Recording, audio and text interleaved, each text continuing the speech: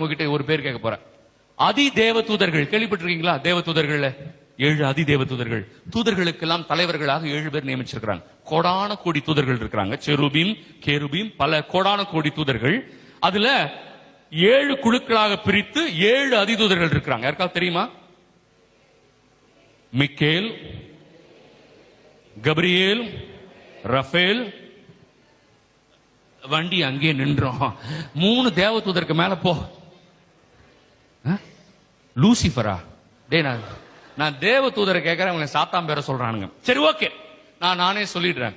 முதல்ல Michael, angel of God's judgement, ஆண்டவருடைய தண்டனையை கொடுக்கிற தேவதூதர். இரண்டாவது Gabriel, angel of God's message, ஆண்டவருடைய வார்த்தையை ஏந்தி செல்லுகிற தேவதூதர். மூணாவது Raphael, angel of God's healing, கடவுளுடைய சுகத்தை, பராமரிப்பை, பாதுகாப்பை கொடுக்கிற தேவதூதர் ரஃபேல். நான்காவது உரியல், ஏஞ்சல் ஆஃப் கான்சியன்ஸ். உள்ள இருப்பார், சொல்லுவார், இது தப்பு, இது சரியில்லை. நம்ம என்ன தெரியுமா பண்ணுவோம்? அவர் வாயை மூடிடுவான். சே, வாயை மூடு அப்படின்னு மூடிட்டு தான் நம்ம தப்பு செய்வோம் இல்லையா? அவர் மட்டும் என்ன பண்ணுவார்னா நமக்கு பயிற்சி கொடுத்துட்டே இருப்பார் இல்லையா? ஏஞ்சல் ஆஃப் காட்ஸ் பிரசன்ஸ், அவர் கடவுளுடைய பிரசன்னத்தை கொடுப்பவர் உரியல். நாலாவது, அஞ்சாவது ரொம்ப ரொம்ப முக்கியமானவர் செலாஃபியல். அவர் பேர் என்ன? செலாஃபியல், ஏஞ்சல் ஆஃப் பிரேயர். நம்ம ஜெபிக்கிற ஜெபம் தகுதியான ஜெபமா இருந்தா ஆண்டவர்கிட்ட எடுத்துட்டு போவாரு. இதுக்கு ரெஃபரன்ஸ் திருவெளிப்பாடு 5:8 இருக்கு. தேவ தூதர்கள் கைகளிலே தூப கிண்ணங்களை வைத்திருப்பார்கள். அந்த தூப கிண்ணங்களை ஆண்டவருக்கு முன்னால கொட்டுவாங்க.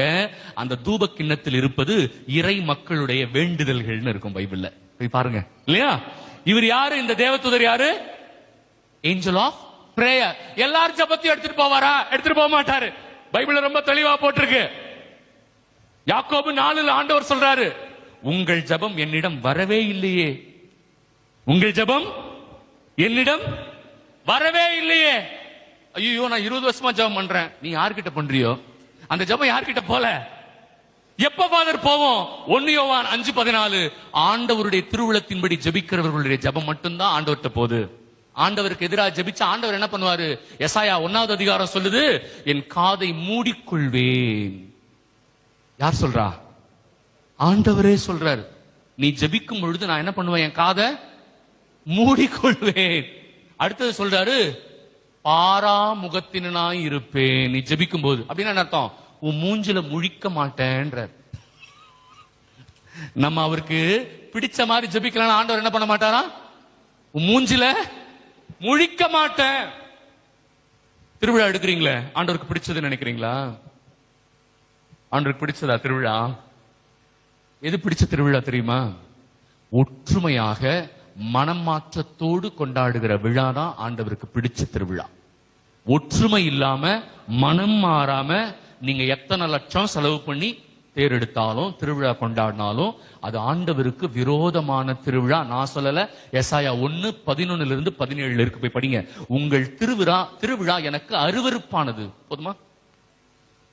2 அன்பியத்துக்குள்ள சண்டை, பங்கு பேரவையில சண்டை, ஈகோ, திமிரு. நான் யார் தெரியுமா? பங்குலயே நான் தான் பெரிய ஆளு. நீ புண்ணாக்காவது இருந்துட்டு போ, இல்ல நீ வேற யாராவது இருந்துட்டு போ. நீ எடுக்கிற திருவிழா ஆண்டவருக்கு அருவருப்பானது. சண்டை எல்லாம் இருக்க கூடாது. அங்க என்ன இருக்கணும்? ஒற்றுமை இருக்கணும். ஈகோ இருக்க கூடாது இல்லையா? அங்க பொறாம இருக்க கூடாது. அதெல்லாம் இல்லாம ஏறெடுத்தாதான் அது ஆண்டவருக்கு பிடித்த திருவிழா. அப்படி இல்லைன்னா அந்த திருவிழா கடவுளுக்கு அருவருப்பானது. 10 லட்சம் ரூபாய்க்கு பட்டாசு விட்டோம். 10 லட்சம் ரூபாய்க்கு பட்டாசு விட்டோம். யாருக்கு வேணும்? ஆண்டவர் கேட்டாரா உங்ககிட்ட? போற இடத்தெல்லாம் சொல்றேன், பட்டாசு ஆண்டவர் கேட்டாரா?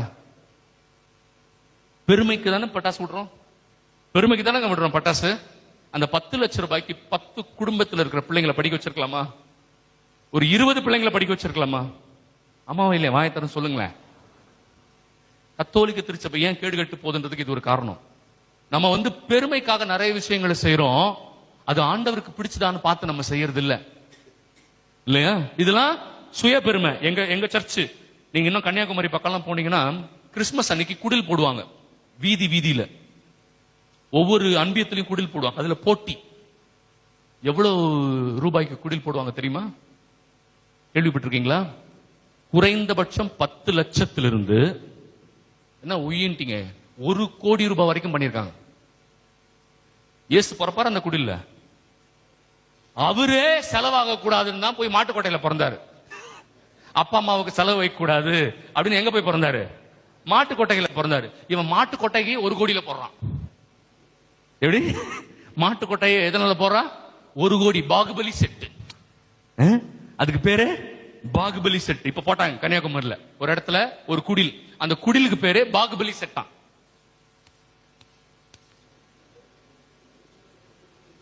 தெரியல எனக்கு. வேதனையில தான் அடிச்சுக்கிறேன். வேதனையில அடிச்சுக்கிறேன். 1 கோடி. குறைந்தபட்சம் 10 பேருக்கு வீடு கட்டி கொடுத்துருக்கலாமாங்க? ஆமாவா இல்லையா? ஒரு டபுள் பெட்ரூம் வீடு கட்டி கொடுத்துருக்கலாம் 10 பேருக்கு இல்ல? அந்த அன்பியம் முழுவதும் இயேசு பிறந்திருப்பார். அந்த குடில் கட்டினதுனால இயேசு அந்த வீட்டை விட்டு ஓட்டார். இயேசு அந்த வீட்டை விட்டு ஓடிட்டார். அங்க வேணவே வேணாம் ஓடிட்டார். அடுத்த செஷன்ல பரிசுத்தாவை பத்தி பேசுவேன். பரிசுத்தாவை எப்படி கோச்சிக்கிட்டு நம்ம உடம்பு விட்டு வெளியில போறாருன்னு நான் சொல்லுவேன். பரிசுத்தாவை எப்படி போவாராம்? உடம்பு விட்டு கோச்சிக்கிட்டு போவாராம். சிப்போ உன் உடம்புல போயிருக்கிறேன் பாரு நான் அப்படின்னு வெளியில போயிடுவாரான். அவர் போன அடுத்த செகண்ட் பேய் உள்ள வந்துருமா. சாத்தான் உடனே வந்துருவான். எப்ப எப்படி அடுத்த செஷன்ல சொல்ல போறேன் இல்லையா? 10:45 அப்புறம். சரி சரி ஃபாதர். அப்ப யாரு சாத்தான்? கெட்டு போன சம்மனசு. அதுல சம்மனசுல இப்ப நான் சொன்னது செலாஃபியல் சொன்னேன் இல்லையா? அதுக்கு அடுத்தது ஜெகூதியல். ஜெகூதியல் யார்? அவரு துதிகளின் தேவதூதர். அவர் யாரு? துதிகளின் தேவதூதர். துதினா என்ன? போற்றுதல். போற்றுதல் இல்லையா? இப்போ சில தேவதூதர்கள் இருப்பாங்க. நீங்க எஸ்ஐயா 6ல பார்த்திருப்பீங்க. தூயவர் தூயவர் தூயவர் ஆண்டவரை துதிச்சுக்கிட்டே இருப்பாங்க சில தேவதூதர்கள். அவங்களுக்கெல்லாம் ஹெட் தான் இவர் ஜெகூதியல். நாம் துதிக்கும் பொழுது நம்முடைய துதிகள் ஆண்டவருக்கு உகந்ததாக இருந்தால் அதை ஆண்டவரிடம் எடுத்துச் செல்கிற தேவதூதர் யாரு? ஜெகூதியல். Angel of praises. அடுத்தது பராக்கியல். 7வது இல்லையா? Barachiel. Angel of God's blessings. ஆண்டவருடைய ஆசீர்வாதத்தை வீட்டுக்கு கொண்டு வந்து கொடுக்கிறவர். டோர் டெலிவரி பண்ணுவார். Door delivery. அமேசான், பிளிப்கார்ட்டை விட அற்புதமா டோர் டெலிவரி பண்ற தேவதூதர் யாரு? பராக்கியல். நாம் அதற்கு தகுதி உடையவர்களாக இருந்தால் கடவுளுடைய ஆசீர்வாதம் என் வீட்டுக்கு வரும். நான் என்னுடைய பாவத்தினாலதான் நான் என்ன பண்ணிருக்கேன்? ஆசீர்வாதத்தை தடுத்து வச்சிருக்கேன். ஆண்டவர் ஆசீர்வாதத்தை அனுப்பிடுவாரு. அது என்கிட்ட வராம இருக்கிறதுக்கு ஒரே ஒரு காரணம் என்னுடைய பாவம். 3 நாளா சொல்லிக்கிட்டு இருக்கேன் இல்லையா? என் பாவம் தான் ஆசீர்வாதத்தை தடுத்து வைத்திருக்கிறது. இந்த ஆசீர்வாதத்தை கொண்டு வந்து வீட்டுல கொடுக்கிறவர் யாரு? பராக்கியல். அந்த உரியல் அவர் கீழே இருக்கிற அந்த தேவதூதர்கள் தான் நம்ம ஒவ்வொருத்தருக்கும் ஒரு கார்டியன் ஏஞ்சலா இருக்கிறாங்க. ஒவ்வொருத்தருக்கும் ஒரு கார்டியன் ஏஞ்சலா இருக்காங்க. கப்புச்சின் சபை பாதிரியார்கள் இருக்காங்க. புனித பியோ அவர்கள் அடுத்தவர்களுடைய மனதை எளிதா படிப்பார். அடுத்தவங்க மனசுல என்ன நினைச்சிருக்கிறாங்கன்றதை எளிதா சொல்லிடுவார். அப்போ ஒருத்தர் கேட்கிறார் பியோவை, நீங்க எப்படி என் மனசுல இருக்கிறத அப்படியே சொன்னீங்க? அதுக்கு பியோ சொன்ன பதில் என்ன தெரியுமா? நான் ஒன்னும் மனசுல இருக்கிறத படிக்கல. உன்னுடைய தேவதூதர் என்னுடைய தேவதூதருக்கு சொன்னாரு. அந்த என்னுடைய தேவதூதர் எனக்கு அதை சொன்னாரு. அதை தான் நான் சொல்றேன். நான் படிக்கல. உன்னுடைய தேவதூதர் யார்கிட்ட சொன்னாரு? என்னுடைய தேவதூதர் கிட்ட சொல்றாரு. என்னுடைய தேவதூதர் எனக்கு அதை சொன்னாரு. என்னுடைய கார்டியன் ஏஞ்சல். கடவுள் எல்லாருக்கும் ஒரு கார்டியன் ஏஞ்சல் கொடுத்திருக்கிறார்.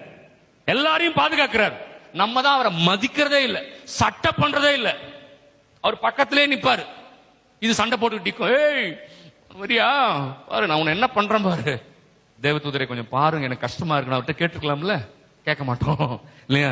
தேவதூதரை நாங்க போறேன், நீங்க என் கூட வாங்க, கொஞ்சம் எனக்காக ஜெபம் பண்ணிக்கோங்க. கேட்டிருக்கீங்களா எனக்காக தேவதூதர் கிட்ட? எப்பயாச்சும் வருஷத்துக்கு ஒரு வாட்டி ஜெபம் பண்ணுவீங்க. ஆனா அவர் கூடவே இருப்பார். அசிங்கப்பட்டு கூடவே இருப்பார். ஏன்னா கடவுள் நியமிச்சிட்டார். கடவுள் அவரை நமக்காக நியமிச்சிட்டார். கடைசி வரைக்கும் அவரை கண்டுகொள்ளாமல் தான் தோன்றித்தனமாக வாழ்பவர்களை கடவுள் உற்றுவர்.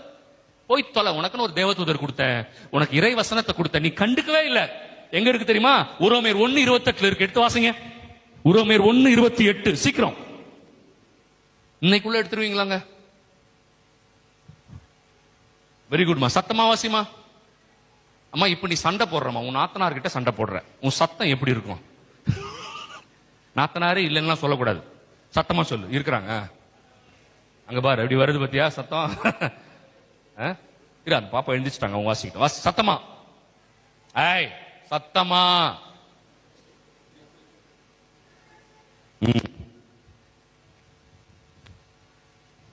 கடவுளை அறிந்து அதை ஏற்றுக்கொள்ளும் தகுதியை அவர்கள் இழந்து விட்டதால் சீர்கெட்ட சிந்தனையின் விளைவாக அவர்கள் ஏற்கனவே செய்து வந்த தகாத செயல்களை தொடர்ந்து செய்யுமாறு கடவுள் அவர்களை விட்டுவிட்டார். ஏன் ஃபாதர் அக்கிரமம் பண்றவன் அக்கிரமம் பண்ணிக்கிட்டே இருக்கிறான்? ஏன் ஃபாதர் அநியாயம் பண்றவன் அநியாயம் பண்ணிக்கிட்டே இருக்கான்? இல்லையா, கொள்ளையடிக்கிறவன் கொள்ளையடிச்சுக்கிட்டே இருக்கிறான். ஏன் ஃபாதர்? ஆண்டவர் சொல்றாரு, என்னை அறிந்த பிறகு என் வசனத்தை ஏற்றுக்கொள்ளுகிற தகுதியை அவர்கள் இழந்து விட்டதால் அவர்கள் ஏற்கனவே செய்து வந்த தகாத தீய செயல்களை அவர்கள் தொடர்ந்து செய்யுமாறு கடவுள் அவர்களை தண்ணீர் தெளித்து விட்டுவிட்டார். போதுமா? சில பேர் கடவுள் என்ன பண்ணிட்டாரு? ஒழிஞ்சு போன்னு விட்டுட்டார். அவனுக்கு நரகம் மட்டும்தான் மிஞ்சம். அது எபிரேயர் 10:26 இருக்கு. சரி,